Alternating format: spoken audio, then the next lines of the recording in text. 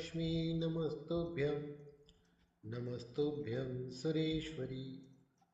हरिप्रिये नमस्तुभ्यं नमस्तुभ्यं दयानिधे नमस्तुते महामाये श्रीपीठे सुरपूजिते शङ्खचक्रकमलहस्ते महालक्ष्मी नमोऽस्तुते नमस्ते गरुडारूढे भोलासुरभयङ्करी सर्वपापहरे देवी महालक्ष्मी नमोऽस्तुते सर्वज्ञे सर्वदे सर्वदुष्टभयङ्करी सर्वदुःखहरे देवी महालक्ष्मी नमोऽस्तुते सिद्धिबुद्धिप्रदे देवी मुक्तिमुक्तिप्रदायिनी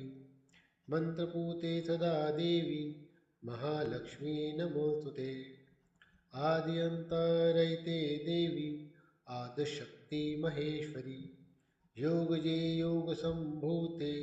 महालक्ष्मी नमोऽस्तुते स्थूलसूक्ष्मरौद्रे महाशक्ति महोदरे महापापहरे देवी महालक्ष्मी नमोऽस्तुते पद्मासनस्थिते देवी परब्रह्मस्वरूपिणी परमेशी जगन्मातर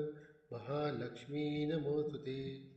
श्वेतांबरे देवी नानालंकारभूषिते जगत्स्थिते जगन्मातर महालक्ष्मी नमोऽस्तुते। ओम महालक्ष्मी नमः।